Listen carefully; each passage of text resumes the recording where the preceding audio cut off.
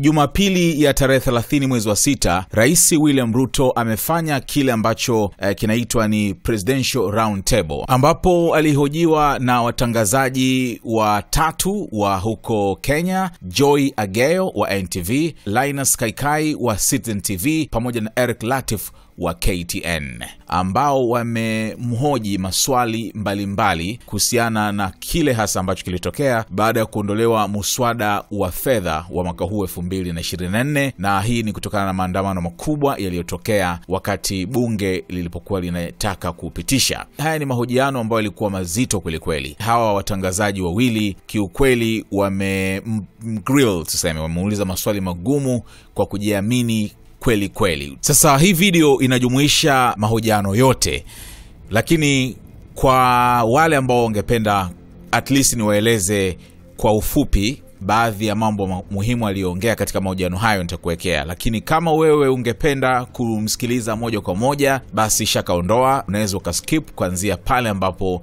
mahojiano haya yanaanza, au sio? Lakini nafahamu kwamba kuna wengine wangependa pia niweze kuwaelezea tu kwa ufupi kwa Kiswahili kile ambacho kimeendelea, kwa sababu mahojiano haya kama ambavyo nafahamu yamekuwa ya Kiingereza. Kwa hiyo naamini kuna baadhi ya watu ambao pengine wangependa zaidi niweze kuwatafsiria kifupi kwa ufupi yale yaliyozungumzwa. Kwa hiyo wewe ambao ungependa kuyasikiliza mahojiano haya moja kwa moja, unaweza tu skip ukapeleka mbele kidogo na ukaanzia yalipoanzia. Ila kwa wale ambao wangependa niwape muhtasari, basi tuwe pamoja. I got you. Kwanza wamemuuliza kuhusiana na kwamba mtaani watu wanasema wanataka aondoke, na yeye akawa amejibu kwamba kila mtu unajua ana haki ya kutoa maoni, na kwamba hayo ndio matokeo ya demokrasia, kwamba watu wana haki ya kusema chochote, kwa hiyo hawezi kupingana nayo.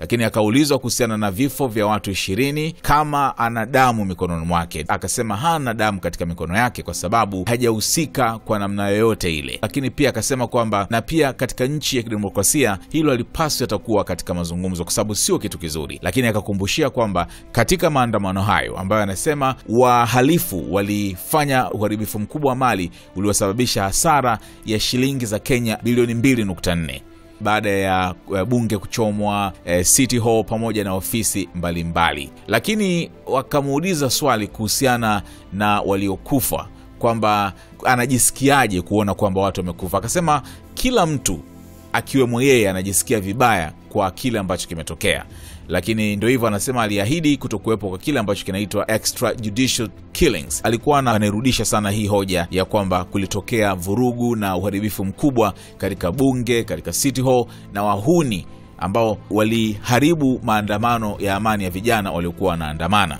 Wakamuuliza tena anawaambiaje wazazi wa watu waliouawa, na akasema kwamba yeye anajali kwa sababu yeye pia ana watoto. Kitu kingine ambacho alimuuliza, akamwambia kuna kijana mtoto wa miaka 12 ambaye aliuawa kwa kupigwa risasi 8, anajisikiaje?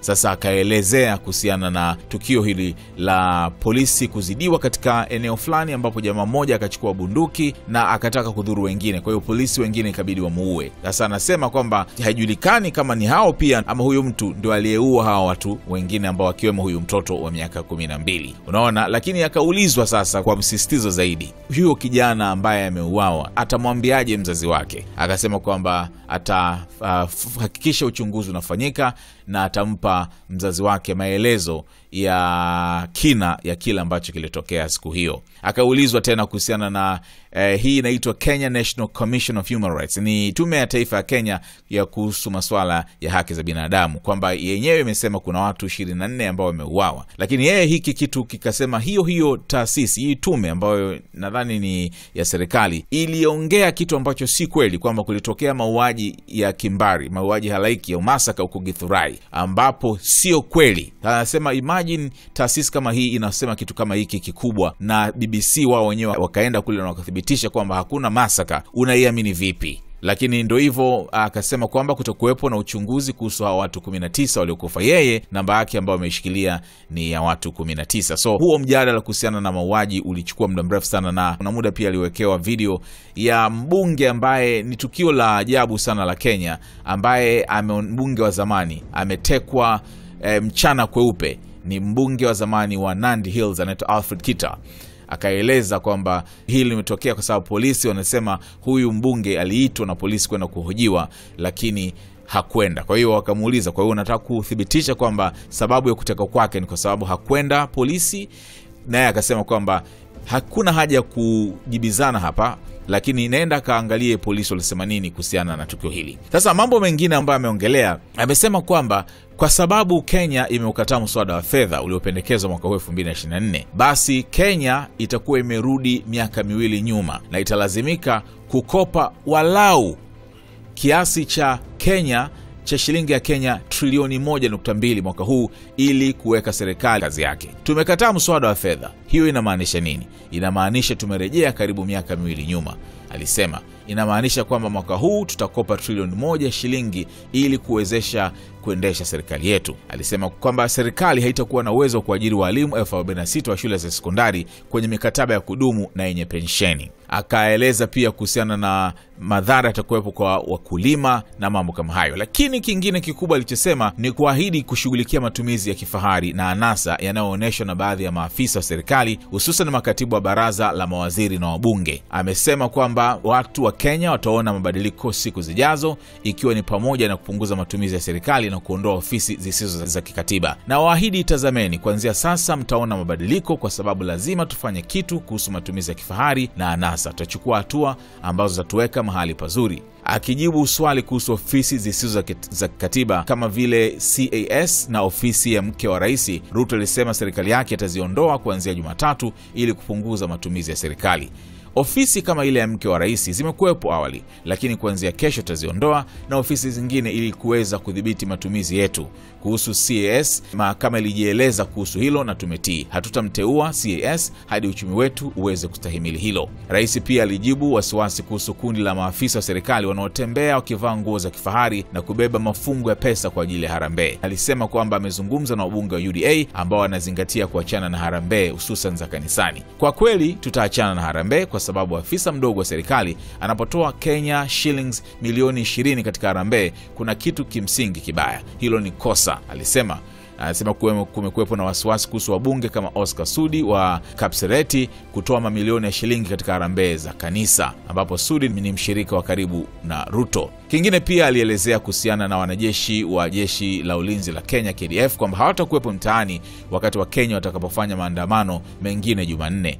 Rais alihakikisha kuwa KDF watakaa mbali na mitaa mradi waandamanaji wawe na amani, akiongeza kuwa polisi watakuwa tayari kuwasindikiza na kuwapa ulinzi waandamanaji. KDF hawatakuwepo mtaani, wanakuja tu kama chaguo la mwisho ikiwa maandamano yatakuwa ya amani, na wahakikishia polisi watakuwepo kulinda waandamanaji. Taifa alionya kuwa polisi pia watakuwepo kushughulikia wahalifu ambao wangependa kuingia kwenye maandamano ili kuharibu mali na kusababisha vurugu. Lazima sote tuendeshe shughuli zetu ndani ya sheria, alisema. Jambo jingine ambalo Rais Ruto alilifafanua ni kuhusiana na swala la usalama wa taifa, kwa sababu nafahamu kwamba naibu rais alisema kwamba mkurugenzi wa huduma ya kitaifa ya ujasusi NIS au tuseme usalama wa taifa hawakumdokeza vizuri Rais William Ruto kuhusiana na kile ambacho kingeweza kutokea kuhusiana na mswada huo wa fedha. Sasa alikanusha na akasema kwamba serikali ilikuwa na intelijensia ya kutosha. Alisema kulikuwa na ripoti za kijasusi kwamba wahalifu walikuwa wanapanga kujiingiza katika maandamano ya amani ya Jumanne ambayo ilisababisha uvamizi wa kihistoria kwenye bunge la August. Tulikuwa na taarifa na ndio maana tulijiandaa kwa njia tuliyofanya. Kama tusingejiandaa tungehesabu idadi tofauti ya wale waliokufa, alisema. Wahalifu walijipanga kwa wingi kwa kweli. Waandamanaji wengi wa amani waliondoka mjini kufikia saa 4 asubuhi baada ya kugundua kuwa wahalifu walikuwa wamejiunga na maandamano. Rais Ruto pia hakukubaliana na naibu wake kuhusu swala la mauaji kiolela, akisema kuwa madai kwamba yameanza tena chini ya uongozi wake ni ya uongo. Sio haki kumjadili naibu rais hapa kwa sababu hayupo kuelezea muktadha ambamo alisema mambo hayo, Rais Ruto alisema. Alipoulizwa kama alikuwa ameongea na Gachagua kuhusu madai yake ya kurejea kwa mauaji hayo, Rais Ruto aliwaomba waandishi wa habari wamuulize Gachagua moja kwa moja. Na uhakika kama mkimhoji naibu rais atajibu kwa usahihi, lakini chukulia kutoka kwangu, mauaji kiolela hayatahusika na utawala niliomo, aliongeza. naibu rais Gachagua alisema kwamba Nuruddin Haji ambaye ni mkurugenzi mkuu wa NIC halipaswa kumfahamisha Ruto ipasavyo kuhusu upinzani mkubwa wa umma wa mswada huo. Ruto asingeupeleka bungeni, hivyo kuepuka maandamano ya kitaifa yaliyotokea Jumanne ambayo yalipelekea waandamanaji kuvamia bunge. Well, so ndo hivyo. Haya hapa ni mahojiano yote ya Presidential Round Table. And Eric Latte from the Standard Media Group. And it's my colleague Lina Skaikai who's going to go with the first question of this interview. Thank you, Your Excellency. The hashtag out there is Ruto must go. Doesn't need much interpretation, does it? Protesters want you out of office. How do you respond to that? Everybody is entitled to their opinion. I have a job to do. We are a country of rules. We are a constitutional democracy and citizens, because we all enjoy the freedom of speech, freedom of thought. Citizens are free to engage in discourse that they want to, but that is what it is. Those are the fruits and signs of a democracy. But this is no ordinary discourse, Mr. President. Over 20 people are dead. 39 are missing through state-driven abductions. And first, they're asking a very simple question. 24 people dead. Your Excellency, do you have blood on your hands? I have no blood on my hands. 19 people, to the record that I have from the security agencies, are dead. Very unfortunate. As a democracy, that should not be part of our conversation. 2.4 billion of property has been destroyed. The Office of the Chief Justice has been burnt. City Hall has been burnt. Parliament has been burnt. That is the situation. Let's turn lives. Let's turn lives, Your Excellency. 19 let's people turn lives, dead. Your Excellency. We have 19 I said people 24. dead. You said 19. Let's turn lives. And number two, Your Excellency. on abductions. Your Excellency, let's turn lives.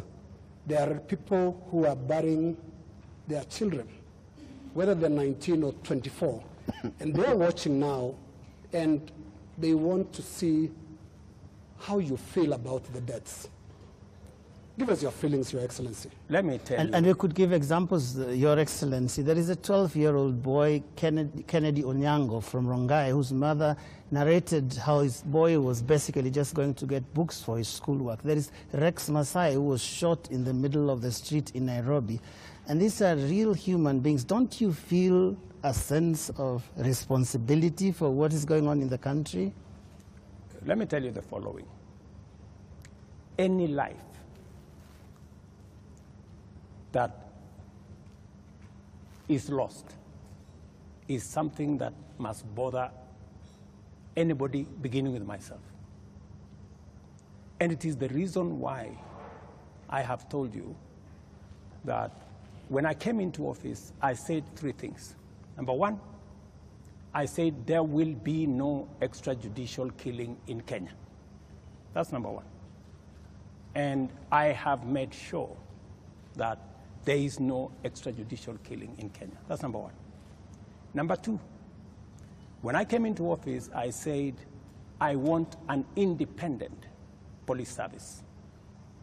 And I did sign the necessary instruments so that the police does not need permission, does not need authority, and does not report to the office of the president. The police operational, financial independence, I have made sure that the police don't have to ask me, don't ask anybody. They operate independently. And number four, it is true that children got into situations that they became victims of the demonstrations. What started to all of us, and I have spoken about it, I have said, the young people who have stepped forward to engage in the political discourse of their country in a peaceful manner, tribeless, are a welcome development in Kenya. That I said. But let me also say the following.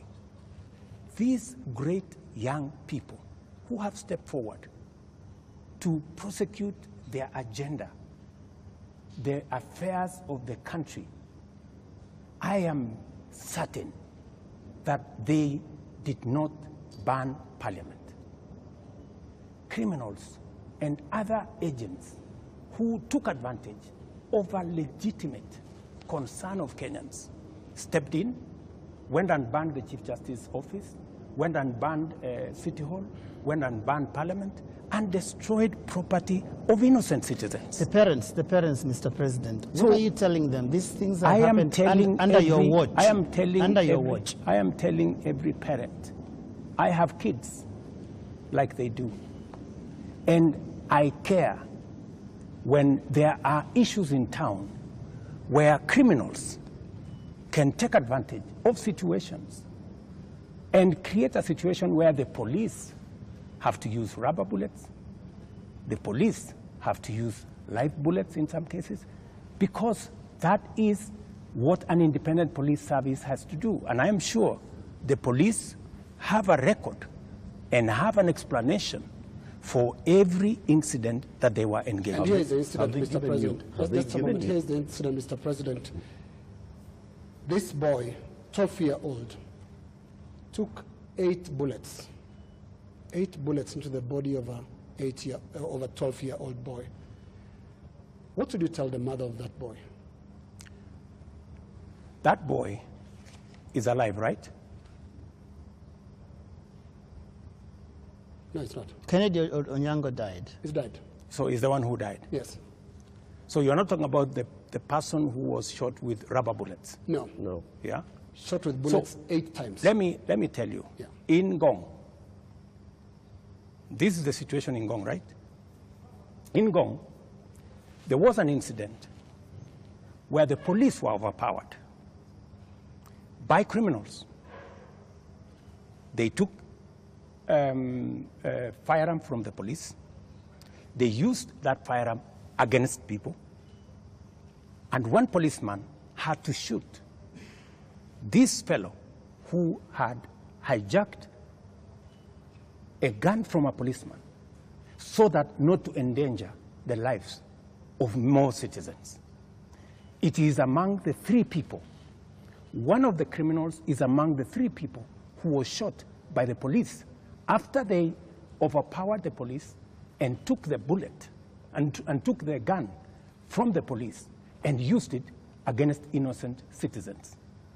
I cannot confirm to you that this is not the man that shot the child, but investigations are going on, and we will get to the bottom of it. Mr. President, I am telling the mother of this young person that I, as president, will make sure that finally I will give her an explanation of what really happened and make sure that we bring this to a situation where, like her, like myself who have children, she too her child can be accounted for. Mr. President, the Kenya National Commission on Human Rights is the one that has accounted for 24 bodies lying in morgues. And those bodies, the records show that these people either died in hospital and while undergoing treatment for gunshot wounds, or they ended up in the morgue in the last 2 weeks with gunshot wounds. 24. These 24, Mr. President, are you saying that the security agencies have told you that these 24 were criminals, that these 24 were armed, they were posing a danger to the police officers, and that is what necessitated the police to use live bullets on them? Because the circumstances for the police officer to use a live bullet is clear, even in their own code of operations. It is when the life of that police officer is in danger, or when somebody else's life is clearly in danger, and the person who is endangering that person is armed. Were the 24 armed? Did they pose a danger, a direct threat to the police? Two things. The same Kenya Human Rights Commission. Kenya National Commission. Kenya National Commission. The government agency. Yeah, the government agency. Yes. Told the nation that there was a massacre in Githurai and 20 people were killed in Githurai. Were 20 people killed in Githurai? Really? The Kenya National Commission on Human Rights does not have records of 20 people killed. No, but that's their statement. It is a statement that is public, you know. So the same Kenya Human Rights, Kenya Commission, Human Rights, National Human Rights Commission, told the country a blatant fake news falsehood that there was a massacre. This 24 is also... Let me. You asked me a question. Allow me to answer. Yes. That's what they told the country. So an organization that can tell the country without verifying that there was a massacre in Githurai. In fact, BBC, on that account, went to investigate in Githurai. And of course, you know, you have read, BBC has said there was no massacre in Githurai. Mr. President, there was one person who was shot by the police. Let me answer. So, an organization that is as reckless as to say there was a massacre when there was none, now is telling us there are 24, the police are saying 19. We will find out where the numbers are. Okay. But that is the credibility of the organization that you are telling. Mr. President, that may well be. Let me also... My question, just on Mr. that President, issue, was... so that Eric can follow up. The people who died... Yeah, that's where I'm coming. Were they a danger to the police? That's where I'm coming. Are they the criminals that you're talking about? Let me tell you two things. There will be an investigation on how these 19 Kenyans died. There will be a clarity, an explanation for each and every one of them. I have told you one situation where somebody accosted the police, took over the firearm, started to shoot at people, endangering the lives of many other Kenyans. He was shot by the police. There is a situation in Parliament. How did the invaders in Parliament? They invaded Parliament and went straight for the armory at the Mausoleum. They went straight at the armory at the Sergeant-at-Arms office. Those are the investigations that we will get into, and a proper explanation will be given to the country. Are weapons lost? What I am saying... Are the weapons at the armories and the Mausoleum and inside Parliament? That is why there will be an investigation of how these armories were attacked, and how did these people know that there was an armory in Parliament? Mr. President, you may not believe the Kenya National Commission on Human Rights, but surely you would believe your own deputy, who has said there's been a return to extrajudicial killings and abductions, contrary to what you and him promised the people of Kenya. Let me tell you, I am the president, and I speak for the government of Kenya, right? And so this is what I am telling you. I made 3 commitments. That I will make sure the police is independent. And I did that on my first day in office. Number 2, I said there will be no extrajudicial killing in Kenya. I have kept my promise. Number 3, I have told you that if there is any arrest by the police, that does not amount to an abduction. In my very honest opinion. Let's pause for a moment, Mr. President, and I just want us to go to that video over there, which will play on air, and let's pause and watch it together, Your Excellency. Let's watch this video. Sell them to the people of Kenya. There are enough intelligent people in Kenya to differentiate what is good from what is better and what is best. Ni jambo mbaya sana kama tutatumia askari polisi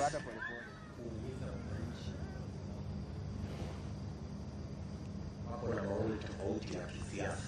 And waeleza ya kwamba these people don't understand the damage they are doing to the people and the economy of Kenya. All right. All right. Yeah, yes, the video in contention here was recorded earlier today. Yes. That of former MP Alfred Keter being abducted in broad daylight. Mr. President, before you even talk about the entire incident, the children were screaming, and a sound that we believe belongs to the wife was also heard, screaming in distress. How does that make you feel? Three things. I have told you, I made a deliberate decision to make sure that the police operate independently. That's number one. Number two, I have told you, if the police summon Linus Kaikai, and Linus Kaikai refuses to go to the police, are the police not entitled to come and look for you? When the police come to arrest you after they have summoned you and you didn't show up, is that an abduction? So let's have this as a confirmation. That No, I'm just asking you. Let's have this as a confirmation, Your Excellency, that Alfred Keter was summoned by police. He refused to The police have respond to the issued a summons. statement. I would suggest, instead of us having a back and forth, the police have released a statement. Can you check what the police have released, the statement? And you still not answered my question. Which the was? wife and children screaming that way. I mean, How do you feel, Your Excellency? I mean, my friend, every child, every mother feels the same when their parent is under attack. I mean, that is what it is. But let me ask you, what about the children?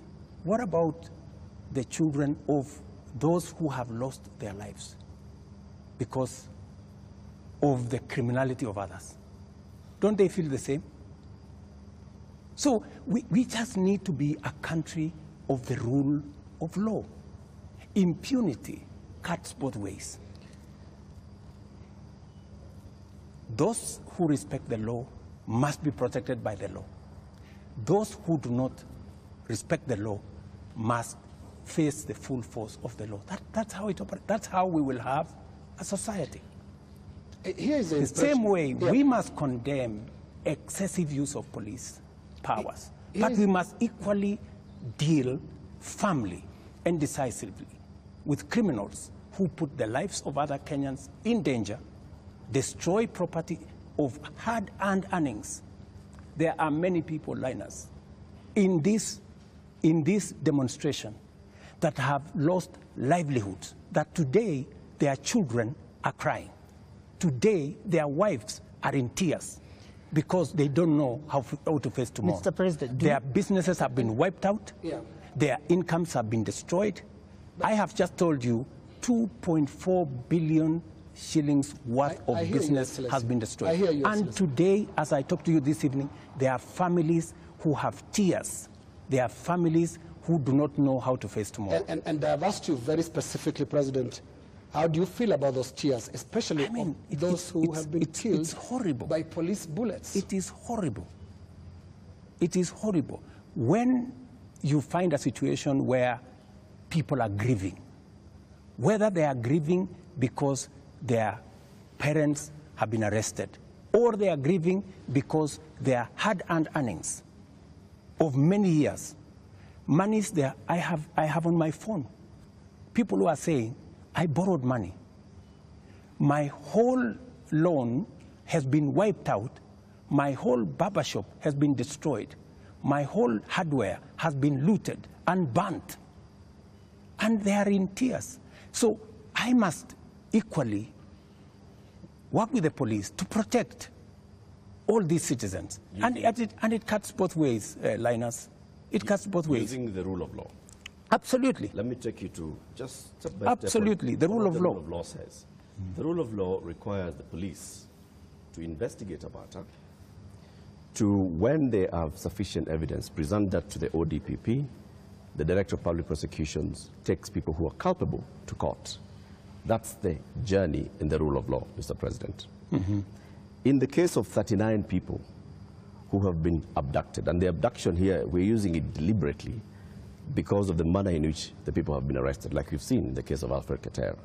Others who've been picked up from their houses in the middle of the night, and they are held incommunicado for more than 24 hours outside of what the rule of law says. And then they are not taken to court, so they are not charged with anything. That is outside of the rule of law. So in one instance here, we are saying we are not following the rule of law. In the second instance, Mr. President, you have people who were unarmed, like in the case of Rex, who was shot in the middle of the night, unarmed, who have been shot by police, and they've ended up dead. 24 of them. You say 19. That, again, is extrajudicial, because there is no justification that has been produced to show that there was justification for the police to use the excessive force. So basically, we are showing examples where the rule of law, which you promised to uphold, which you also set and said, this is what the police has been doing. And you said, Mr. President, as you took office, that the problems with the police service also are going to the top, the leadership of the police service. And you promised the people of Kenya that you're going to hold the police to account outside of the rule of law and accountability, which comes to your desk. Are you holding the police accountable for 39 people abducted, for 24 people killed, for 627 people arrested and not charged, for 431 people injured by live bullets, rubber bullets, tear gas canisters, police batons? Latif, as I have told you, we must operate within the parameters of the rule of law. And I agree with you. The police must never act outside the framework of the rule of law. They must do that which only the Constitution and the law allows them to do. And it is very clear that any operation of the police outside the parameters of the law, the police will be held to account. Whether it is holding citizens beyond the stipulated time, but I must be thoroughly clear to you. When police arrest somebody, there is a constitutional timeline which they are allowed by the law to hold that person. 24 hours. That does not amount to an abduction. 24 hours. In my opinion. A case in point is what has just been said here about what happened earlier today. And you guys clearly said in this conference that it was an abduction. I mean, it's just clear now that it is not an abduction. They're not this is an arrest. And the police have come forward to say, this is the situation, we have arrested this person, and it is just good for us to all of us follow the law. And I agree with you, the police must act within the law. But let me ask you one question also, Latif. I have never, in this conversation, which is now 20 minutes in, are you guys bothered about the fact that Parliament was burnt? Are you guys concerned that millions of businesses, of Kenyans, hardworking Kenyans, were destroyed? How do you feel? But it all happened. How do you feel? It all happened under your watch, Mr. President. No, but this is at the end of the day, this is why we are saying you sought to keep us safe. We must be even. You know, we must be even. The police have a difficult job. They have to make sure the peaceful demonstrators are protected. But they also must make sure that the criminals, and when you say criminals, you know, when I said the other day criminals, many people took offense that I was calling the demonstrators criminals. That's not. Families of the dead, Your that Excellency, is not. That's a lot of offense. Family of Rex. Rex was killed in a week when the protesters were very peaceful. The first week of these protests were peaceful.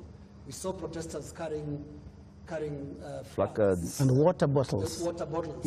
Rex was killed on his way out of work. Let me. How do you feel? I mean, let me tell you when they hear you say criminals. I mean, are you telling me Rex is the one who burned Parliament?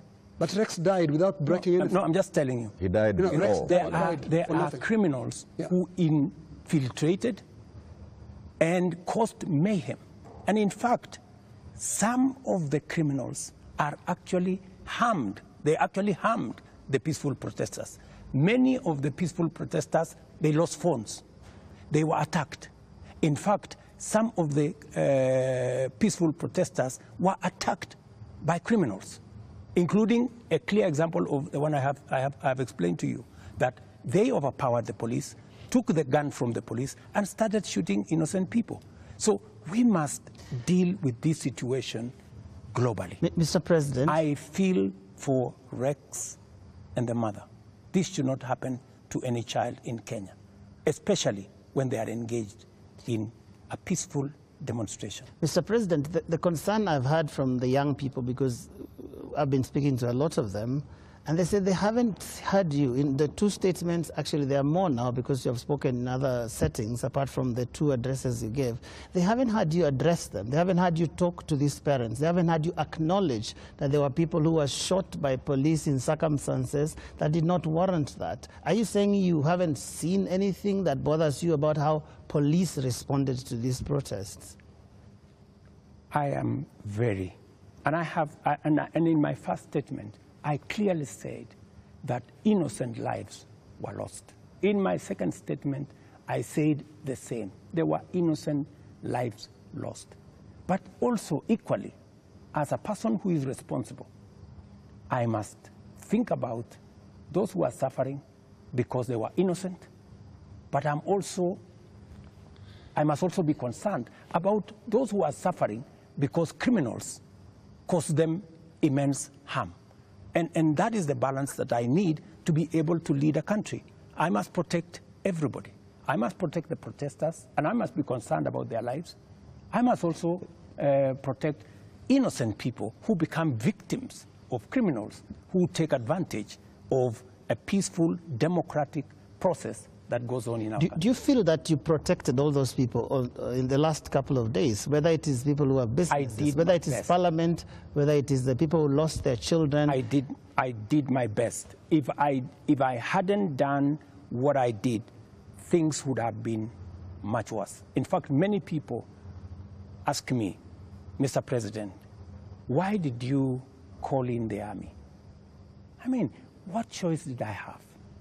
I mean, it would have been very reckless of me in the face of the kind of harm people had gone through, the 19 lives that were already lost, in the face of a burning Chief Justice office, Parliament, and the rest of it. I mean, it would have been very reckless of me not to mobilize every arm of government and every arm of our security agencies to protect the country and to protect lives. You acted as Commander-in-Chief. You also acted as President, Head of Government, and the person who took the sword and promised to protect the people of Kenya. You chair the National Security Council, which brings in the head of the police, the head of the intelligence, the head of the military, and cabinet secretaries in those dockets. Did you have information prior to Tuesday that there was going to be infiltration of the peaceful demonstrations by the criminal elements that you've talked about more than once? And if you did, what did you do about it? We had information, and that is why we prepared in the manner in which we did. If we hadn't prepared in the manner in which we did, we would not be counting 19. We would be counting different numbers. Okay. And I am telling you that the level of mobilization by criminals was heavy. In fact, many of the peaceful protesters, many of the young people, very well-meaning young people, left the town by 10, maybe 11, because they realized, and in fact you could hear them in their zelo. They were saying, guys, this is not our group. Let us go. Let us leave. You could hear them. It was in public domain that the peaceful demonstrators all of a sudden realized that the whole thing had metamorphosed into criminality. So there are criminal elements that basically hijacked. So Tuesday, Wednesday, Thursday, Friday, Saturday, it is Sunday. Mr. President, how many people are in custody on account of this? Those who you said they conducted treasonous activities, there were criminal elements. You will see them in court tomorrow. How many people are in custody? You will see them in court tomorrow. The police know what I have a ballpark brief by the police that they have enough people. They have actually, because in Kenya nowadays, you cannot commit crime and get away with it. Those who attacked Parliament are on CCTV. Those who attacked the judiciary are on CCTV. Those who attacked everywhere, those who destroyed people's shops are on CCTV. Many of them are on the run, but we will catch them. Similarly, Your Excellency. Are the funders similarly, Your and Excellency. in Similarly. So to your question, so the police are at it, because if we don't deal with impunity, we will not have a country. Now, similarly, Your Excellency, you speak of them, protesters being on CCTV. Not the protesters, I'm saying the criminals who attacked Parliament. Right. Now, every policeman also, without uniform, conducted an abduction, has also been captured on camera. Those who captured Shad Kiprono were captured on camera. Those who captured Alfred Kiter today were captured on camera. And a number of other such incidents. Similarly, so that because I can hear you balancing. Yes, that's correct. Yes, are we going to see action against the killer cops, or were they doing what you are saying you had to do to prevent this from being bad? Any killer cop who went beyond what is provided for in the law, action will be taken against them.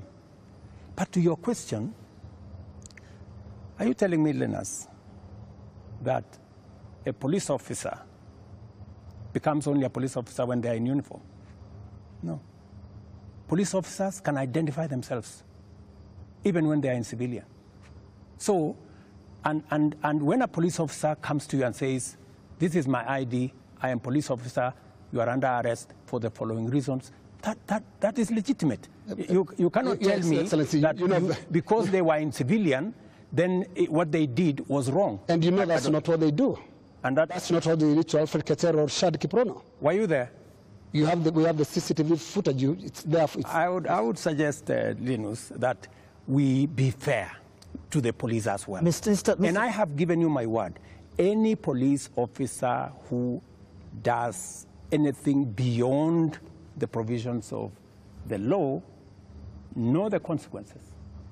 Just as any citizen who also participates in actions that are outside the law, they also know the consequences. And it is our responsibility to make sure that security agencies act in accordance with the law. As citizens, we act in accordance with the law so that we can have a law-abiding, rules-based, rule of law-based country. As things stand now, Mr. President, are you satisfied with how the police handled this whole matter? I think the police have done the best they could. If there are any excesses, we have mechanisms to make sure that those excesses are dealt with. Let's wrap it this way, Your Excellency, on that topic. You have absolutely no regrets about the abductions and no regrets about the killings? Those are your words. Those are not mine. They're also your deputy's words. Don't put words in my mouth. They're also your deputy's words, and he's part of your government, because it's so scary, Mr. President, sitting there and telling the whole country that from this moment on, we should not believe what your deputy tells us about the state of the nation until you speak. Yet we all thought that you're part of the same government. Don't inject my deputy into this conversation. I think it is not fair, since he's not here, to tell you in what context he said whatever he said. I think it is not proper to discuss the deputy president here, and he's my deputy. Please let me deal. But have you asked him that you had a press conference? Deal with the issues as they are now. I think being personal and going that direction does not help. I wish this was personal, Mr. President, but it's a really serious national issue that right after you spoke, your deputy told the whole world that he was informing us that extrajudicial killings and abductions had returned to this government that he's part of. How surely can that be personal, Mr. President? I am sure that if you interview the deputy president, he will answer that appropriately. You haven't asked him? You can take it from me that extrajudicial killing will not be part of an administration that I run. I can say that without fear of contradiction. Yes, in the interest of moving this conversation forward, Your Excellency, I want us to look into the last 2 extraordinary weeks that this country has had. Protests that you called tribeless and some of your aides call leaderless. But protests that are led by young people who are unhappy with how you've run this country for the last just under 2 years now. But the question they have as they look at you and watch as you speak today, Your Excellency, do you get it? I get it. Let me tell you, my good friend Linus, what we are facing today is not a product of 2 years. What we are facing today is a product of many years.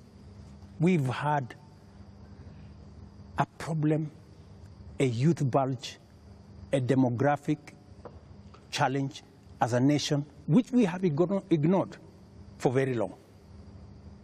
For the first time,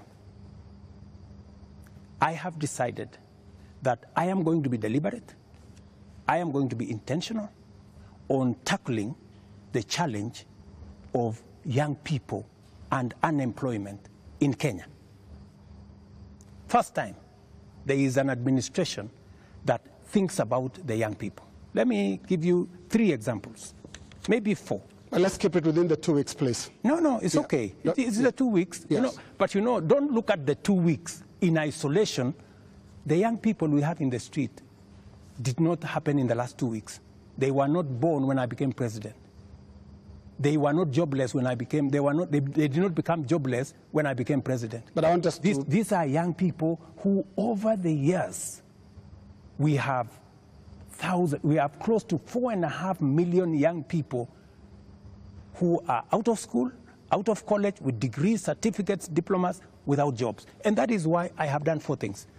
Number 1, when I pushed the housing program, it was not about the houses. It was about the jobs. Today, as I talk to you, Linus, we have 160,000 young people working in different parts of Kenya under our housing program. In Mukuru, here in Nairobi, and I challenge you, Linus, to go there tomorrow, there are close to 4,000 young people working who were jobless. Number 2, I have a whole program on digital jobs. I was in Ruiru now, with the MP for... just allow me. Allow me to interrupt you. No, allow me. There are risks on both ends of this interview. No, you told me about Your Excellency the young people. To talk about the last 2 weeks. The young people are saying, you don't get it. You don't understand what they're talking about. Now, what is the trigger here? They're saying there was this conversation about the finance bill that your government, until the other day, could not listen to anybody. It's not about the housing project. It's about listening. They are saying yours is not a listening presidency, and yours is not a listening government. How best can I listen to the young people of Kenya if I am not addressing their issues. And that is why I want to tell you, Linus, these young people, what is their biggest issue? They have talents. They have gone to school. They have no jobs. That is the problem. And I am addressing those issues. Housing is one of them. Digital jobs is another. I was in Ruiru with Simon Kingara, the MP for Ruiru, launching an ICT hub that will is actually hiring already 5,000 young people. Our whole plan, including what was in the finance bill, was to increase CDF by 10 billion shillings to roll out ICT hubs in every ward in the Republic of Kenya, so that we can hire young people, train them, put them on digital jobs. I have a third program on export of labor. Mr. President, I have a fourth program on manufacturing, to be able to create more opportunities for the young people of our country. And we want to inform you, they're no longer just talking about things that can be done to them as a demographic. They are looking at the big picture. Finance bill brought them out. And when did they come in? They came in after all public participation forums were not listened to. Kenya Association of Manufacturers spoke to the parliamentary committee, same thing, and said this is a bad bill. Association of Insurance spoke to the parliamentary team, this is a bad bill. We had a big conversation on national television, this is a bad bill. You did not listen. You had a meeting here with your UDA MPs, and at some point told them to pass it as it is. And until the last week, that was the first Tuesday when the protests were there, when now you offered to some amendments. They're saying you're just not listening, and it's not about them. It's about the big picture issues, and we'll come to them, including the question of corruption, which is not really a youth thing. Indeed, Mr. And just to add on to that, Mr. President, respectfully, more Mr. President, I just want to come in your analysis. I just want to add on to that, Mr. Because I want to add on to because that. let me just finish it. It's the same question. It's the same question. Mr. President, if you went into all the X spaces where the youth are speaking, if you looked at the demonstrations and what they were saying, the placards they are carrying, none of them has talked about we don't have jobs. None of them have talked about the housing jobs are not enough for us. None of them have talked anything about what you have mentioned. So it's not that they are not seeing about the jobs. It is beyond that, Mr. President. And respectfully, I want to put it to you that you're not hearing what they're saying. In fact, they only had after the protests, after all those things you described, that's the time that you came and said, let me tell you the following. The rejection of the finance bill, and this goes to what Linus has said, that we didn't hear anything. Let me tell you, the process of a finance bill, in fact, you know, many people believe in Kenya that the finance bill is an invention of William Ruto. It is not an invention of William Ruto. The finance bill is an instrument that has been with us ever since independence. Only that we have made it much more transparent. Only that we have brought out more to the public.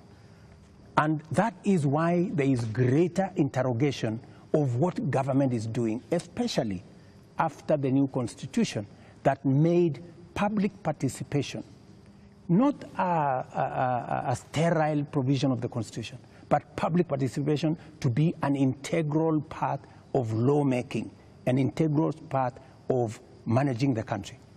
Let me tell you, when we took the bill, when we formulated the bill, it had 346 billion of new revenue. When MPs went out to the public said, we don't think this is good. We don't think this is good. It was reduced by 140-something billion shillings. It remained just 200 billion. Doesn't that amount to listening? No, it doesn't. That the public said, reduce this by... No, it doesn't, Mr. President. And that's why I said reject it. Just wait. No, we are talking about listening. Yeah. Just relax. We're talking about listening, okay? So the public said, reduce this by 146. We sat down, we cut down the areas, we reduced it to 200. What went into the space was the people who wanted to mislead the public, to say, oh, you see, in fact, everything you have been told is still there. This was not removed. These people are not listening. These people are not listening. And let me tell you, my good friend Latif, we have dropped the finance bill. Yeah? What does that mean? It means we have gone back almost 2 years. It means that this year we are going to borrow 1 trillion shillings to be able to run our government. That's what it means. I have been working very hard to pull Kenya out of a debt trap. Mr. President. Let me just allow me, because you know we need to contextualize this finance bill. It is easy, Joe. It is easy for us as a country to say, let us reject the finance bill. That's fine. And I have graciously said, we will drop the finance bill. But it has huge consequences. It means we will not confirm the JSS teachers, 46,000 of them. It means we cannot support our farmers with 2 billion shillings for us to make sure that farmers get a fair return of 50 shillings per kilogram, per kilo of their milk. It means we cannot sort out the coffee debts. It means we cannot support the cherry fund. It means we cannot sort out the debts of farmers in Mumias. It also means that we will continue to import potatoes from Europe when we have potatoes in his village. You just told me in Kimana. We have potatoes in Nyandarua. We have onions all over the place. That may well be. I think the problem has been, these are people who are saying they haven't been listened to. You only listened because you said on that night, on that Wednesday night, that is the moment you said that you had realized, Mr. President, that Kenyans did not want anything to do with that bill. And one would wonder, how can that be, Mr. President? And you have had all these presentations that have been made. Did it have to take demonstrations and sadly loss of lives for you to come to a point where you'd realize what your people, the people that voted for you, are saying? That, I think, is what the young people are asking. Let me tell you, Joe, members of parliament are representatives of the people, elected. They are not fools. And they are not mad. And I want to say, one day, Kenya will know that the MPs who voted yes are the true heroes of Kenya. Those are the people who saw the opportunity for us to unchain our country from debt trap and take our country to the future. Let me tell you, Joe, and I want to say this to the people of Kenya, that my plan was to make sure that in the next 3 years, maximum 4 years, we have a balanced budget, where Kenya is not the country where we are today. Let me tell you, gentlemen, and I want to tell the people of Kenya the following. We are in a very difficult financial position. This is something that the people of Kenya must understand, and that is why I am happy that we have a crisis. This crisis will help us be candid and speak to each other properly and contextualize where we are. We raised this year 2.3 trillion from our taxes. Of that 2.3 trillion, 1.1 trillion went to debt financing. 1 trillion went to salaries. What did we do? We had to go and borrow to pay the counties. We had to go and borrow to fund our education. We had to go and borrow to fund. Now, the funding gap we have done with the finance bill going down is that instead of borrowing 600 billion, we are going to borrow 600 billion plus 346 billion, that is close to $1 trillion. And let me tell you, my good friends, and I want us to be honest with ourselves. This is not how a country will get to a status where we are proud of our nation. This is not how we are going to. This is not how we are going to grow. And that is why. Linus, this situation, this crisis is a very important inflection point that we can sit together, assess. Let us agree, and I have no problem. Let us agree. Yeah. Do we continue borrowing? And let me give you the statistics. When in 2013, Linus, just allow me 1 minute, please, with a lot of respect. Okay. In 2013, the debt stock of Kenya was 1.8 trillion. For 10 years, that increased 5 times to 11 trillion, 10 point something trillion. We built a lot of roads. We connected a lot of electricity.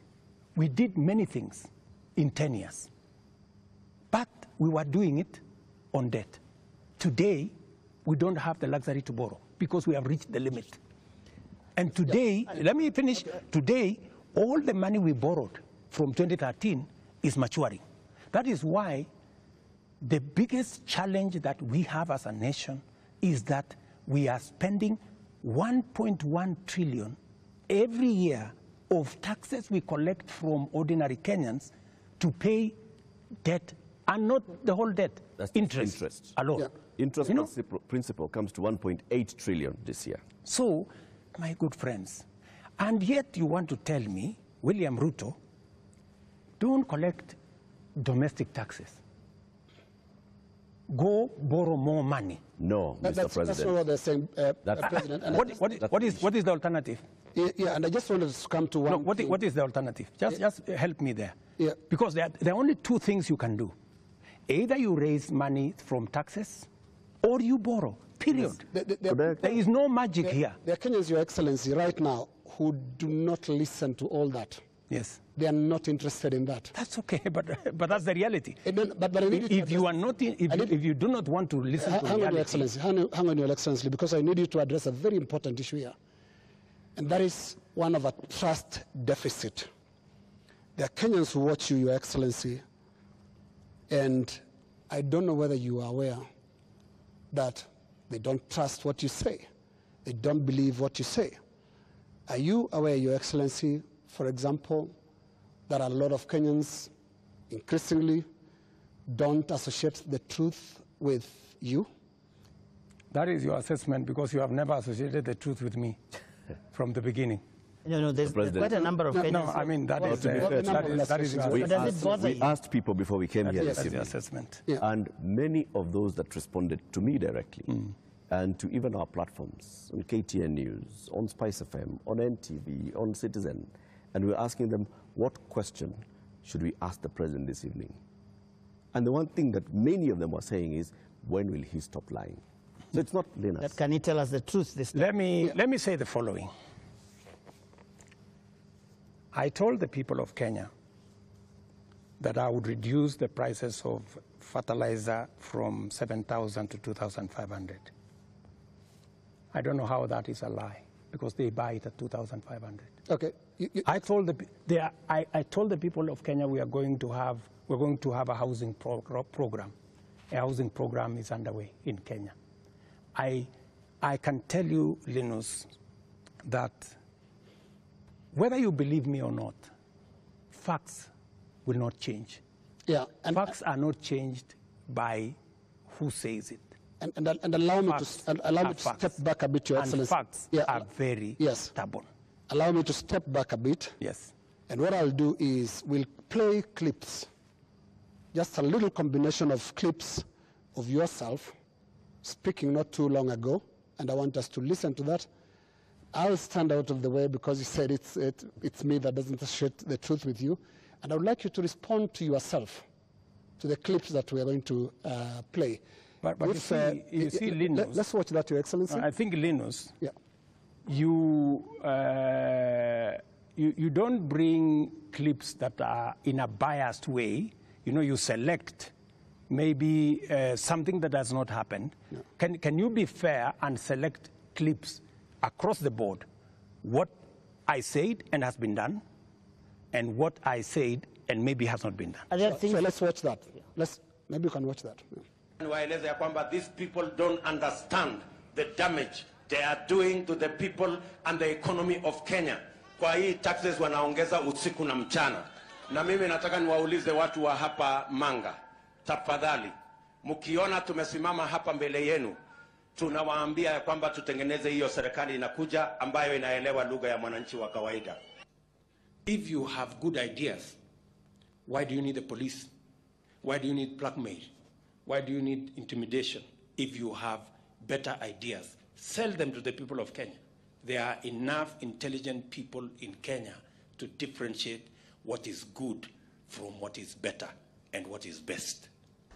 Ni jambo mbaya sana kama tutatumia askari polisi kuumiza wananchi wasio na hatia eti kwa sababu wako na maoni tofauti ya kisiasa. Waeleze ya kwa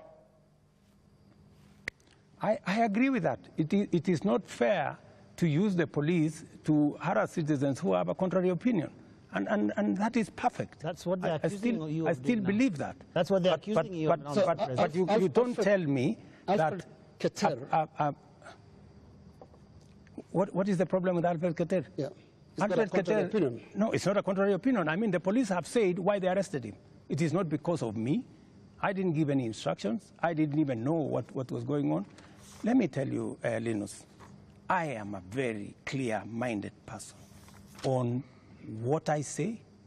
When it is the police, I have said, many of the people who opposed me, many of the people who were very scared about what I would do when I become president, even the people who did worse things against me, I have never gone after them because I don't believe in settling political scores using the power of state or using the police.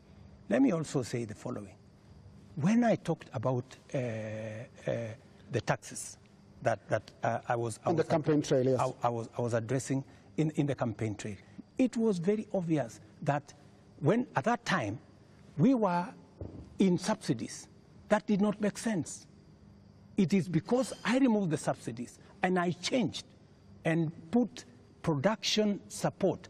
That is why today the price of unga has come down from 240 to 100. Because I changed the model, I changed the configuration, and it is giving us results. But are you aware, Mr. President, that the thing perhaps, apart from now the police brutality that people associate you the most, is the issue of taxes? I'm sure you know the name they call you. You've actually talked about it even yourself. This guy that they want to come down. Let me tell you, my good brother, Ageo. When I came into office and I assessed the situation, and it was no longer possible for us to borrow money, I had to be honest with the people of Kenya. I had to tell them we have two options, right? And even as we imposed taxes, we explained, we made sure that there was adequate, elaborate public participation on what it is that we were trying to achieve. And let me tell you the following. I have done the best that I could globally. Today, our country has tremendous respect from many quarters globally because of what I have done. I have raised the profile of our country. Today, I was in Narok, and the tourism numbers in 2022, 1 million tourists. In 2023, last year, 2 million tourists. This year, by God's grace, we will get to 2.7 million tourists because of the profile that I have done for the country. I know somebody will say that, that there is no truth in that, but call the tourism sector. They will tell you themselves that all hotels in Kenya today are operating 80% upwards, which is a new phenomenon in Kenya. I will also tell you that the international community have developed enormous confidence in Kenya. I see people who are saying, why did William Ruto go to China? Why did William Ruto go to Europe? Why did William Ruto go to America? Let me just tell you the following. When I went to China, we got money to be able to put equipment in 70 of our technical training colleges. Today, the contract has been signed, the equipment is being manufactured. When I went to China, we got money to build Boston Dam that has been waiting, that will serve the counties of Bomet and Kericho. When I went to China, we got money to build, we got 30 billion shillings to build roads in Nyandarua, in Kirinyaga, in 8 other constituencies in Kenya. That's why I went to China. When I went to America, we got a $1 billion facility to be built in Naivasha that is going to be the biggest data center in Africa, funded by UAE, working with Microsoft and Kenya. When I went to the US, we also agreed Kenya became the only country in Africa that is going to benefit from the CHIPS Act, where we will be manufacturing computer chips with other countries. Kenya will be among the first, will be actually the only country in Africa that will benefit from that. And so many of the young people who I see today, those are my targets for the future.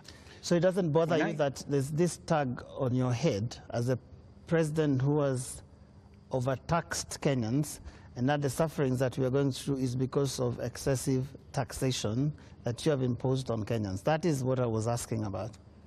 You see, if I am called Zakayo, yeah, because I have explained to the people of Kenya that the option we have is, if we continue borrowing, we will go down the cliff.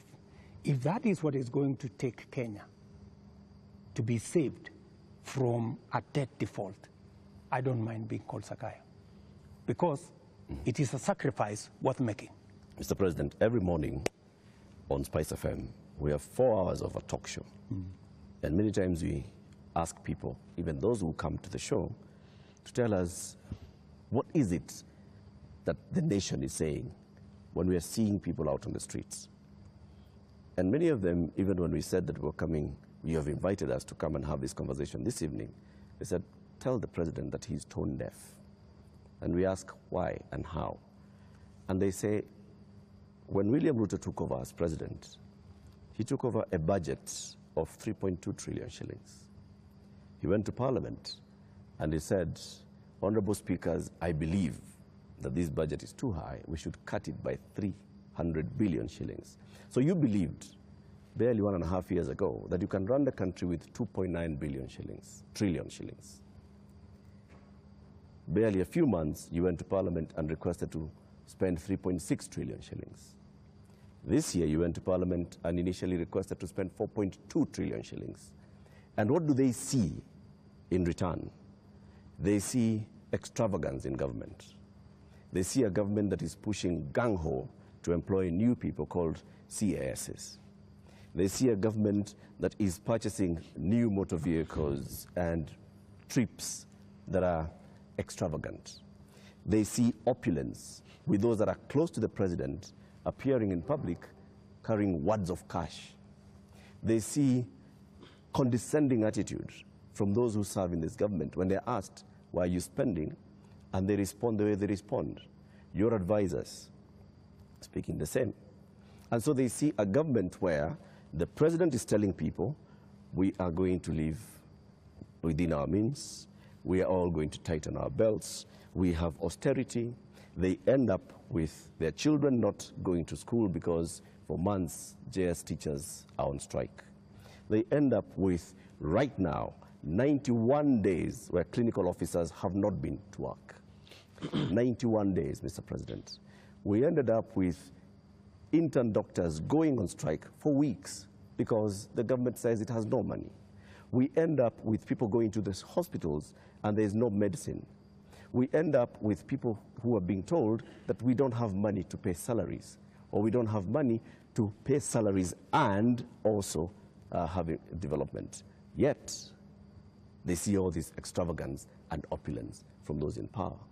You are tone deaf, Mr. President, that's what they say. Well, I guess that's why we must have a conversation. That's why we must have a conversation.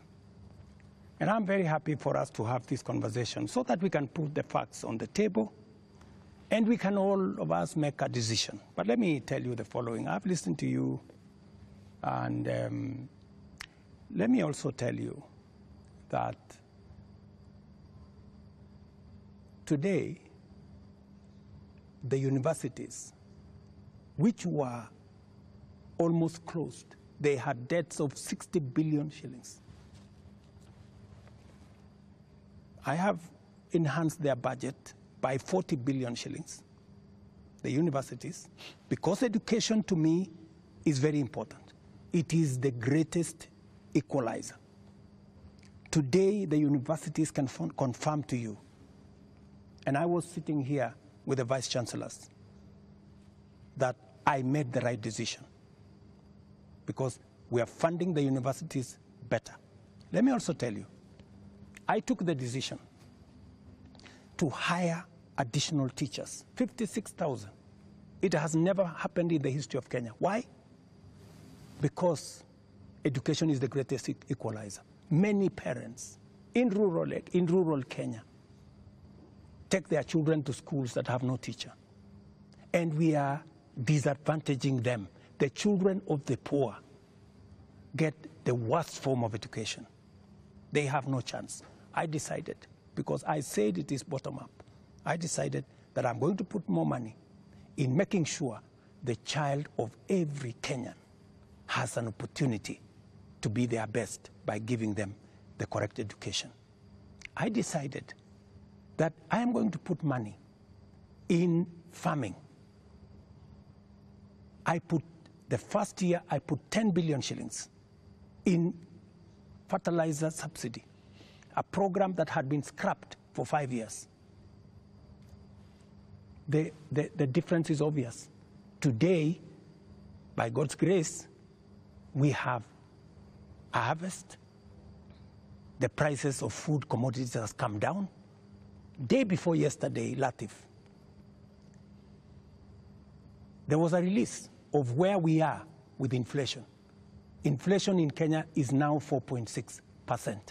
When I came into office, it was 9%. Inflation coming from food products. It was reported not by me, by the institutions that are charged, 4.6%. We have, where I have invested money, I can account for it. Right. And it is making a difference in the lives Their of concern many. is on extravagance in government. I will come to opulence in government. on opulence and extravagance. Every trip I have made, I have not made any trip outside Kenya to go and do things that are of no benefit to this nation. I can account for every trip that I have made outside our nation, whether it is on projects or programs or investments or even the profiling of this country to put it in good standing for us to attract investment. In fact, the Nairobi Stock Exchange, which was almost closed, was rated the best in the world. Not said by William Ruto, but it was in the public domain by Bloomberg. If you don't believe me, believe Bloomberg. Mr. President, So I have done what I could for the country. But let me finish opulence. Questions. Let me go to the opulence. And let me be very clear that the display of insensitivity is a statement that has come to me, and is a sentiment that has come to me, and you will see something very different going into the future, whether it is coming from my staff, whether it is coming from this office. And I know people have raised issues of CAS, for example. I deliberately even after Parliament had approved the position of CS, I have not appointed any CS because I realized that we were in a situation that we could not. And no CS will be appointed until we have an economy that can support more opportunities. I know citizens have said that there is no need for the office of the First Lady or Second Lady. Third Lady. These are offices that were there. But because we have to live within our means, those offices from tomorrow, this new budget which is starting tomorrow, they will not be part of our equation. Because in the face of what has happened, we have to trim down every other area. And in fact, not just those, many other spaces are going to be trimmed down to reflect the new reality, especially after the finance bill was taken down by myself when I said we take this down. We are going to cut our cloth. We are going to cut our coat, the size of our cloth. We're going to reduce money going to counties. We're going to reduce money going to the judiciary. When I came into office, the judiciary was getting 18 billion. Today, they are getting 25 billion. But it was because I believed in the rule of law. I believed that we needed to do something about making sure that our judiciary has resources, because Kenyans were telling me directly, justice delayed is justice denied. Will you I cut have the size hired of your government? the highest number of judges under my administration because I believe that Kenyans must deserve justice. Will you reduce the number of ministers, ministries, or state departments, or advisors? That is an area we are going to target and cut down because it is the reality we have to face. Mr. President, when things like this happen elsewhere, this is a whole finance bill that's been taken down. Correct. You have people who have been advising you on financial matters. You have people who have been advising you on political matters, listening to the people. You have advisors who have talked down at Kenyans, who have called them spoiled kids, KFC, Java, and whatnot. And you have people who have been around you talking into your ear with regard to some of these things. And many people have ventured to actually say that this amounted to a vote of no confidence. Is there going to be some kind of shake-up that actually acknowledges that this is not where we should have been, and therefore, I am sorry, Kenyans, and this is what I'm doing about it? Because short of that, how are we to know that we will not find more of the same?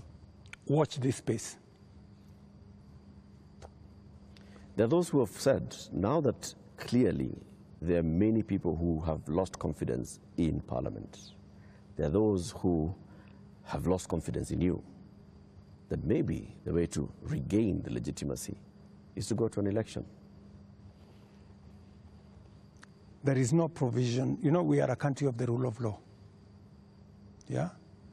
We must, whatever it is that we do, we must keep it within the parameters of the rule of law. And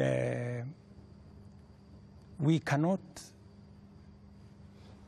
take what has happened over the last 2 weeks or thereabout and say we are going to abrogate our constitution. I think we will be going towards anarchy. And I don't think that is where we want to take our country. There is a demand on me as president, and I have said, because of where we are, because of what has happened, there is going to be a thorough cut down on many things, whether we are talking about allowances, maybe even we should have a conversation around salary. We had a meeting here with MPs, and even them, they are persuaded maybe it is time to ban Harambes so that we remove avenues of people participating in largesse, demonstration of, opulence. And I want to tell you that I am going to take action. I am going to work on this. I know what we should do, but I am also not going to be reckless and take the country into a crisis. I will make sure that I act responsibly and listening to what the people of Kenya are saying. I don't know if this will preempt you, Your Excellency, but one of the most serious concerns that have been coming out, including in the Gen Z demonstrations, is the question of corruption. And right through this interview, you've not mentioned the word. And even as you go into that, I want to give you two illustrations. Kenyans dealt with or encountered the problem of fake fertilizers, and you never took action against your cabinet secretary for agriculture. Before that, we had the scandal around the importation of edible oil, which, Your Excellency, we don't know where the edible oil is to date. I don't think it ever found itself to the market. Again, there is a cabinet secretary in that ministry. And also, what got into the market was condemned sugar. And when we look at all the information around these three cases, these are people close to you. They're cabinet secretaries. And so you are unable to take action against them. So why should you be trusted now to act?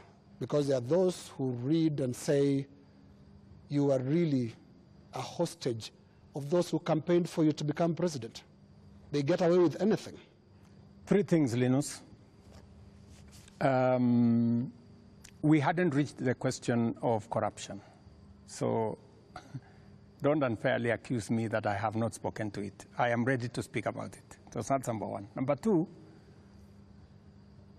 I fired the CEO of KEBS when the sugar thing came up. Number two, on fake fertilizer, the minister, Mithika Linturi, was taken through a process in Parliament. The CEO of National Cereals Board, the general manager of National Cereals Board, and other 7 members of staff are in court as I talk to you. The people who signed the contract, they are in court. You spare big fish and roast the small fish. No, let me just finish. Yeah. Because I need, Linus, you know, I am a fair person, and I am a believer in the rule of law. Even though I may not like you, but I must respect that there is a due process. The moment, you know, we will have a minister who is charged in court, meaning there is evidence that they have participated in crime. Believe you me, I will take the action that is necessary.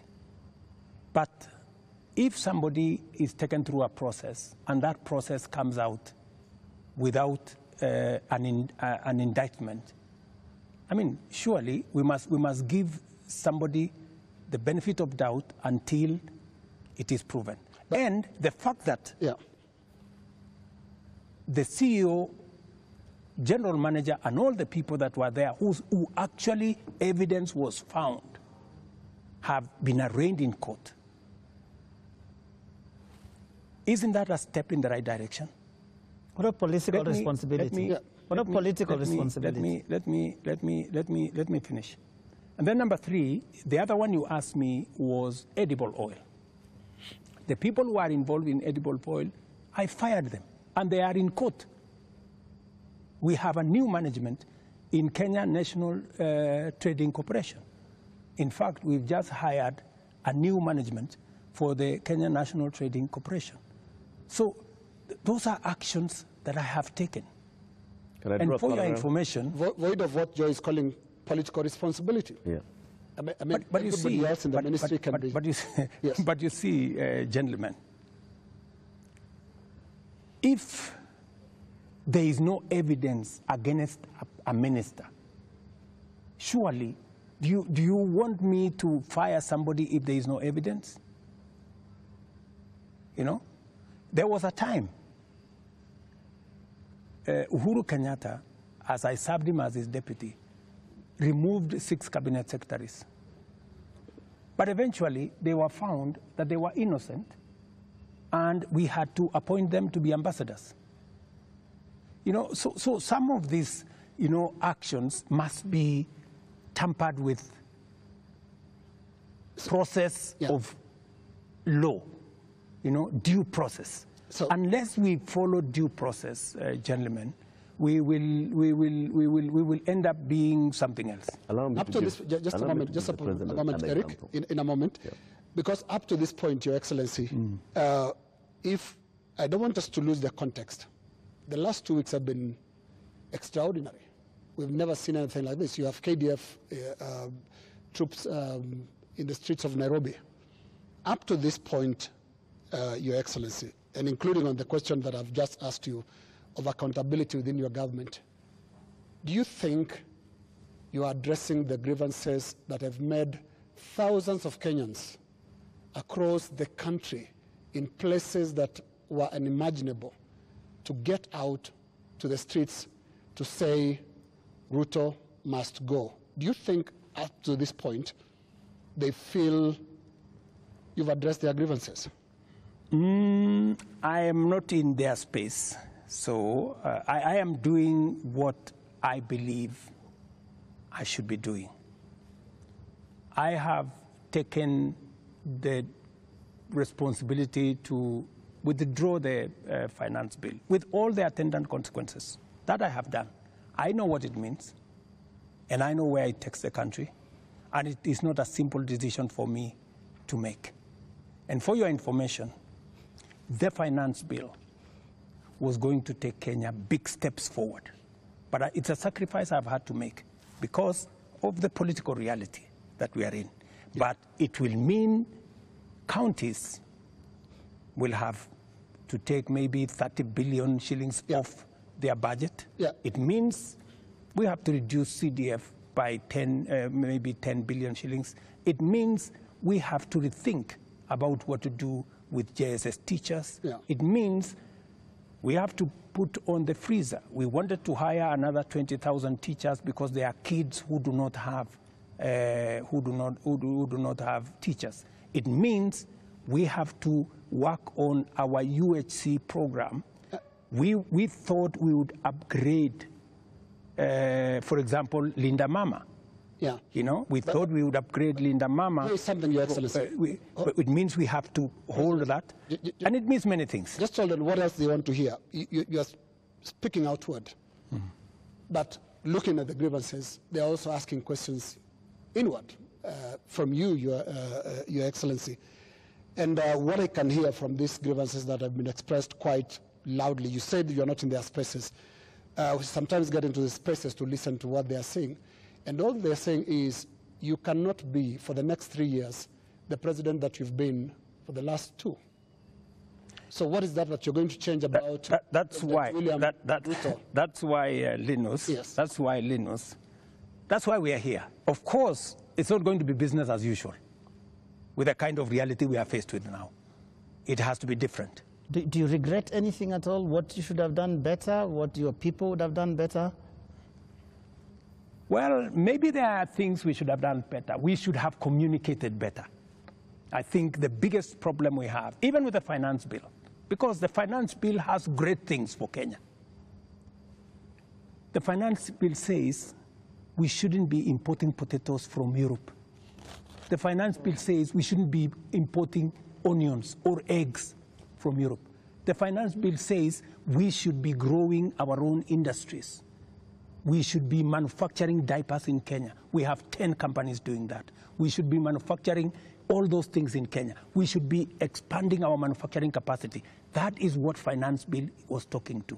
But I am sure we will recover that when we have explained. The biggest challenge that I regret is that we didn't communicate better. Maybe we failed in explaining to Kenyans what the finance bill was all about. Because I promise you, if I am given a chance to explain to the people of Kenya what was in the finance bill and what the finance bill would have done for this country, every Kenyan would have agreed with me. But my regret is that they would we say didn't you were here, Mr. President. They said you would have explained. We didn't explain ourselves better. Maybe my communication team failed. Maybe not maybe, I'm sure my communication team failed. Our communication architecture did not deliver, did not get the message out to the people of Kenya. Yeah. In fact, if you look at what people were saying, they were saying, for example, there is a matter of land on the finance bill. There was no matter of land in the finance bill, not even a single line.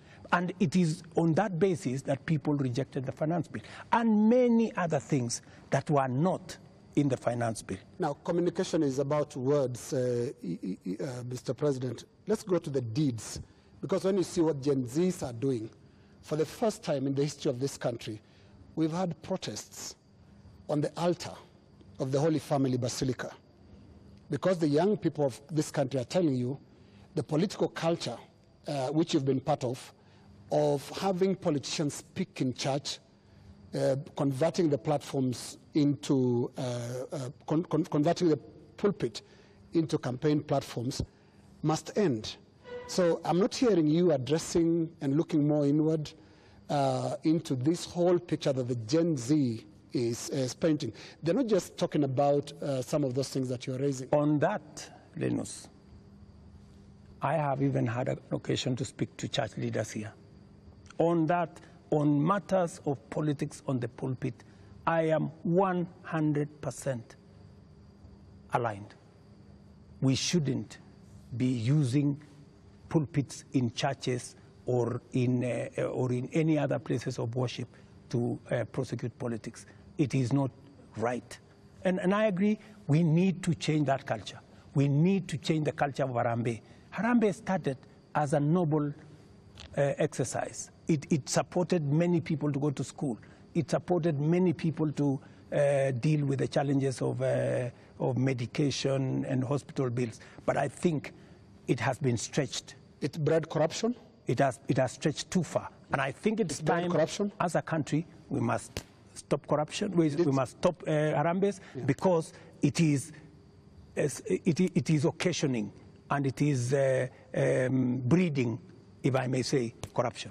Yeah, because when your aid of a much lower pay grade donates 20 million shillings to a church fundraiser, there is something fundamentally wrong.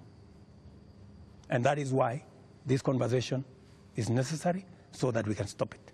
Conversation, Mr. President. On Wednesday, you said you are hearing that there's what the Gen Zs are saying, and you're going to initiate a conversation. We saw the head of public service release a press release saying that there is now a formation of a national multi-sectoral forum that will bring together all people. And you started having conversation with church leaders. The Gen Z, upon seeing this, are saying, we did not ask for a conversation. We asked for action. So what action is going to precede this conversation? Because the conversation is another talk. It reminds people of the NADCO talks, the BBI talks, IPPG. the IPPG talks that just happen and they just don't end. And people are saying, we want action, Mr. President. Right now, okay. We will participate in action, in conversations maybe later, but for now, Mr. President, yes, what's the action? I promised that I will engage the young people. Yeah, I promised. I was just making good my promise. And I promised a multi-sectoral forum, and that's what I have put out. I also promised that these are some of the topics I want us to discuss. I want us to discuss debt. I want us to discuss taxation. I want us to discuss unemployment. I want us to discuss corruption. I want us to discuss these issues. And it was a suggestion, and I am open. I am hearing that the young people are saying, we don't want a multi-sectoral forum. Maybe we should have an engagement with the president on X. And I am open to having an engagement with the young people on a forum that they are comfortable with. You're ready they to go want digital? If they want me to engage with them on X, I will be there. At this point, Mr. President, do you think you know what the young people want? I have many young people in my house. Are they telling you all is well? The same ones that are in all these other spaces. And they want an engagement. They have ideas. They have suggestions. And I am open. If what we are doing on the digital space, on the housing program, on the export of labor, on manufacturing, if they have suggestions, I am open to those suggestions. They can improve, they can change, they can make new suggestions. And I also have a responsibility as a father, you know, because these are our children. I have also a responsibility to guide and to listen to them and to tell them, yes, on this, I agree. For example, on let's not have a spouse's office. I agree. Let's not have CASS for now. I agree. Let us not have Advisors. Advisors. We will agree. Let us not have churches being a space for politics. I agree. So many of these areas, we need to even have a conversation. If we are paying 46% of our revenues for salaries and wages, when the legally established space should be 35%. That is why I started a conversation with Salaries and Remuneration Commission. We must deal with the issue of wages and salaries so that we bring them down to 35% and leave more money for our development. That is a conversation I am very happy about. When? Mr. President, it's been 2 weeks. It's been 2 weeks of you saying every day we are going to have a conversation. We just you know what they say on social media? I say they call you the president of tutafanya, tutatenga, tutafanya, tutarudi. No, it is always futuristic. But I'm here. You're saying, but I'm here. We are going to have a conversation. I said within a week. I gave a timeline, within a week. Yeah. So within a week, we will have agreed on where are we meeting. Are we meeting at the X space? I am ready for that X space. Are we agreeing on this multi-sectoral? I'm waiting to see the suggestions that Kenyans have. I don't want to prescribe any suggestion, but when I give out a suggestion, I expect feedback. I expect people to say, maybe this is okay, maybe this is not okay, and then we agree on a way to move. Mr. President, any of them analyzing what you have actually said tonight on the issue of your advisors, your cabinet, what you're going to do, what Kenyans like to call heads that are going to roll as a result of this national shame, because that is what many people have called it. You have said, watch this space. And here there are all these other things that young people are asking you about. What is that concrete thing that you're telling them tonight that I have heard you? These are the things I've heard you say since all these things started, and this is what I have done. Because you seem to have withdrawn or declined to sign this finance bill rather grudgingly, but not in good faith, having understood what people were saying. You're regretting this thing. You're saying, you guys mutaona, mmekataa lakini mutaona. That is what we're hearing. Let me tell you that I will not lie to the country that putting down the finance bill is going to be easy. I'll not be a leader. I have to be brutally honest. And those consequences, it will start with me. To cut down the budget in my office, to remove what we call austerity, to implement an austerity program that will cut down on unnecessary stuff, unnecessary offices, or offices that we can take down. I am ready to even engage the young people and for them to, because they want an engagement. I too want an engagement for us to agree. So what do we do with the debt? What do we do with the following? What do we do with the following? They will tell me, do this, fire so-and-so, fire so-and-so. do this. And I will tell them what is possible and what I think we could do it differently. Or are you telling me that I should just listen and implement without making a contribution to the conversation? I thought we are having a conversation. I'm just telling you what they are saying. I'm not saying anything else. I'm just telling you what I'm hearing, because you did say you are not in their spaces, but I am in their spaces. And in 2 weeks, Your Excellency, by now you'd have known what you should do. And I mean, there are basics. Which 2 weeks? 2 weeks of the riots and 2 weeks of the protests. It's been 2 weeks. It started the other Monday. So let me ask you, Linus, the protests, I finally decided that because we didn't communicate sufficiently to the people of Kenya the import of the finance bill, and there was so much built around it, including a lot of fake things, you know, that were not in the finance bill. Many things that were not in the finance bill were used to fight the finance bill. And you know, at some point, many people did not even care what was in the finance bill. Do not care? I think, you know, at some point, you know, as leaders, we must stop somewhere and say, we have a country to run. I mean, we cannot be reckless. We must, at some point, stop and say, what are the consequences? Because everything we do has consequences. And we must be careful as a nation to make sure that our country does not go down to the dogs. And believe me, countries, you know, have gone in the wrong direction. And we must be careful. And I don't want to be the leader that took the country in the wrong direction. We must be measured, we must be careful, we must listen to the young people, we must listen to other views and be able to make a carefully well thought out plan for the country out of where we are.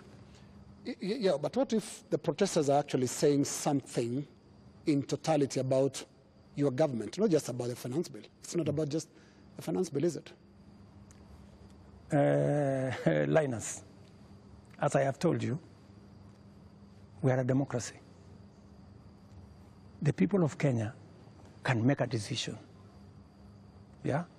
And I am perfectly, you know, alive to the fact that when the people of Kenya finally, the same way they decided to elect me, when they make another decision, we will comply as the people of Kenya. You know, that's what a democracy is all about. You know, people can vote in a government, people can vote out a government for whatever judgment the people have. So I want to be very clear to the people of Kenya that I will do my best to make sure that I tell the country the truth and I take the country forward. And I am committed to that. And I can see Kenya changing. If I had managed to pass this finance bill, Kenya would not be the same. We would take this country to the next level. The kind of investment I have made, the kind of collaboration with many friends that we have done, we would begin to see this country soaring into the future. But all is not lost. Maybe we have taken one step back. Sometimes maybe it is necessary to take one step back to be able to take many steps forward. And that is my thinking of this situation. But surely it must bother you, Mr. President, that 2 years ago you ran such a euphoric campaign with things like Hatupangwingwi, and 22 months down the line, your State House is surrounded by the military. The military tanks, scary as they are rolling on the streets of major cities.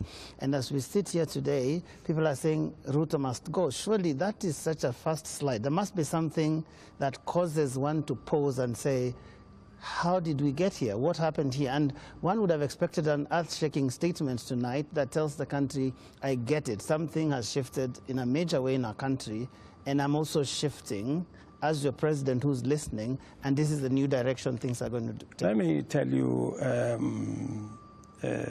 Joe, I came into office at a difficult time. Yeah? We have a combination of coming out of COVID. We have a serious drought that hit our country. We had interest rates that went up everywhere.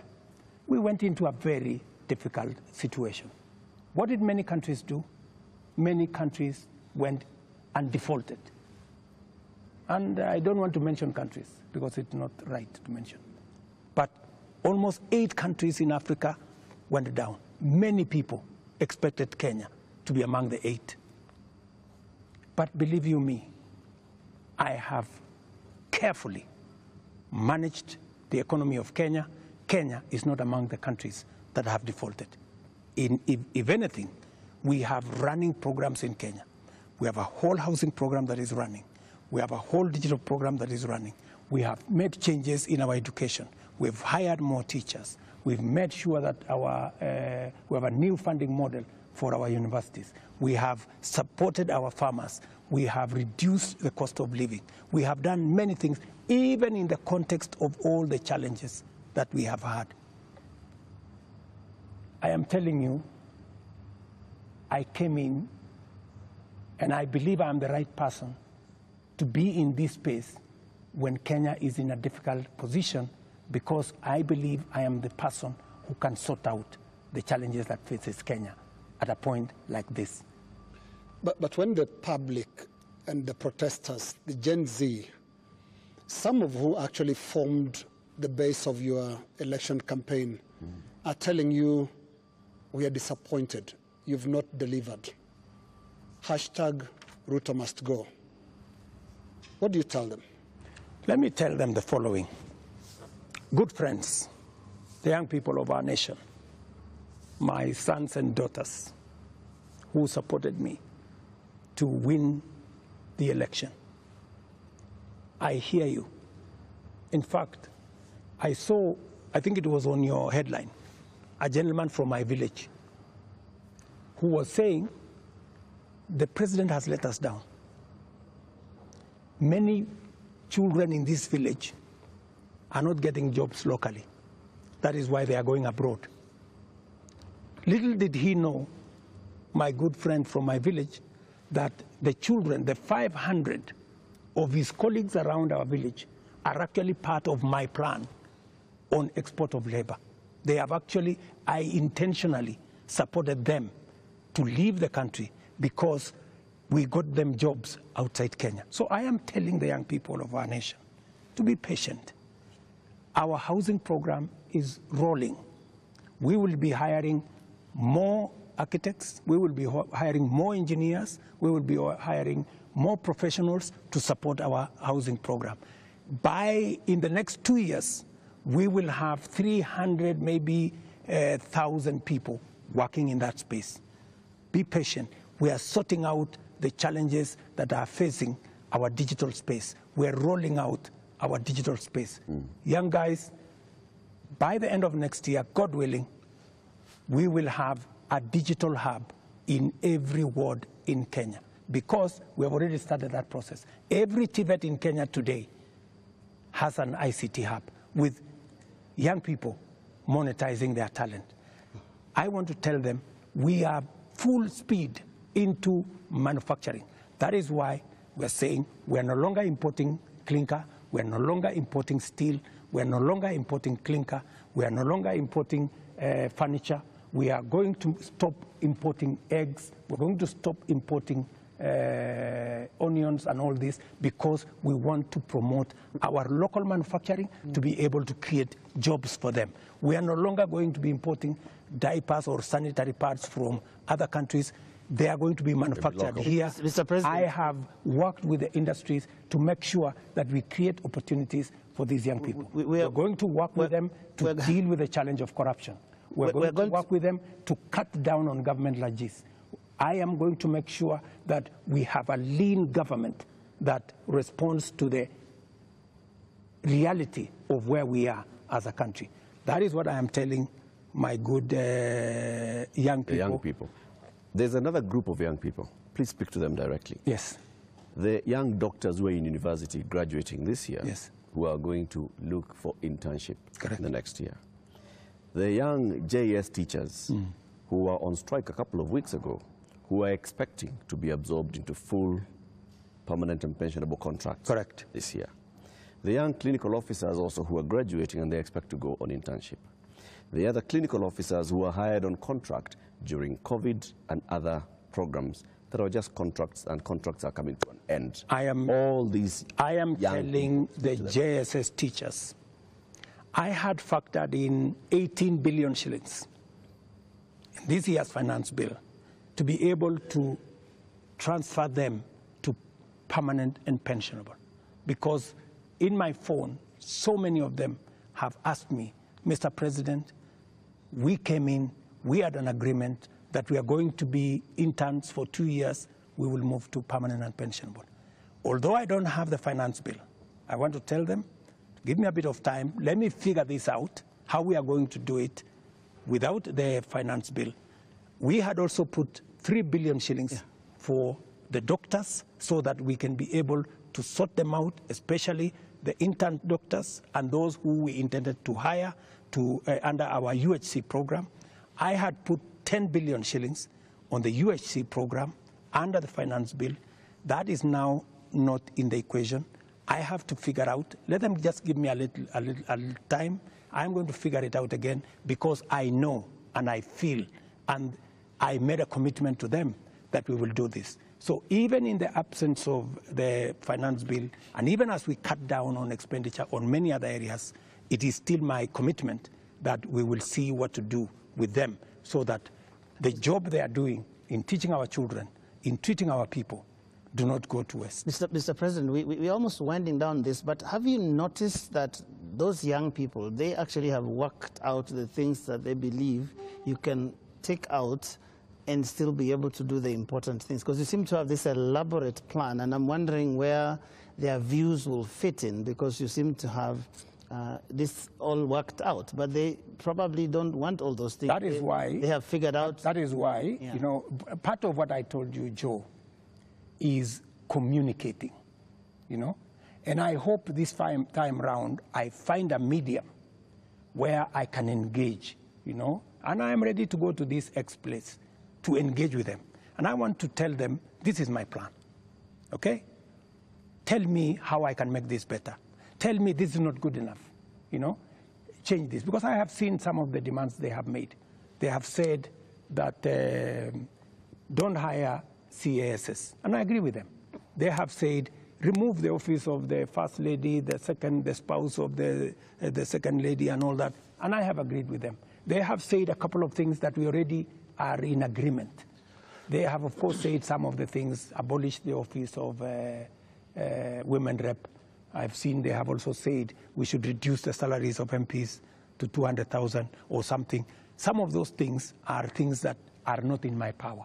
Those are the things that we need to do a whole of society, a whole of nation approach, so that if we are bringing down salaries from 1.1 trillion to 700 billion, that is something I am willing, and I am ready to start with my own salary, going down to salaries of others, so that we can all live within our means. Your Excellency, we're now going to our final questions. And my final question will be about the protests and the deployment of KDF, which you did a few days ago. Now, the Gen Z, millennials, and the online Kenyans that are organizing these protests are promising to be back on the streets on Tuesday. What should we expect on Tuesday when protesters, peaceful as some of them have been, turn up on the streets of Nairobi? Do we expect them to be chased away by the Kenya Defense Forces? First, the Kenya Defense Forces will not be on the street. They only come as a last resort. If the demonstrations will be peaceful, I promise you, the police will be there to protect the demonstrators. But the police will also be there to make sure that the criminals, the fellows who come to burn offices, the fellows who come to loot property, will also be dealt with. That is my commitment. We must all operate within the law, and that is what it is. My final question is on the elephant in the room, the elephant in our budget, public debt. Candidate William Ruto responded to a question during the debate, and he said he's going to commission an audit of the public debt. President William Ruto last year responded to the same question and said it's important for us to audit our public debt. Today's question is when? Public debt is actually a public document where we are as a country. The 10-point-something trillion of our debt is in the public domain. But I am prepared for us to put in forensic experts as part of this exercise so that we can all appreciate, yes, this is what we owe, and then agree, how do we pay? How do we deal with it? In fact, I was in Korea. In fact, Korea, when they had a problem of debt, the whole nation came together. And people contributed gold. Others contributed many things because they wanted to pay their national debt. Maybe we will need that conversation once we are all clear that this is public debt. My question, Mr. President, is when? As soon as we finish this conversation, once we have agreed that this is the way we are going, I will institute the necessary steps to make sure that that debt is audited and it is made public for Kenyans to know this is the public debt. And I'm sure it will not take a month for us to be able to know, what is Kenya's public debt? And then we can take it up from there and go forward. Mr. President, my final question is about your cabinet. Given the things that have happened, given the questions that have been raised about fertilizer, about edible oils, about sugar and all of that, tonight, can you look Kenyans in the eye and tell them you have full confidence in the cabinet that is currently helping you to run the country? The cabinet that I have maybe could have done better. That's not the question, Mr. President. Maybe could have done better. I'm answering your question. Okay. Yeah? Maybe, unless you have a better answer, allow me to answer. No, I just thought my question was specific, no, but you can that's go what ahead. I'm saying. So maybe my cabinet would have done better, right? And I am going to do a soul searching on how we need to move forward. All right. Thank you very much, Mr. President, for your time. Ladies and gentlemen, that is where we end this conversation with the President tonight. My colleagues have been Lena Skaikai from Citizen TV, Royal Media Services, and Eric Latif representing KTN News from the Standard Media Group. And my name is Joe Ageyo from NTV. Do have a lovely evening.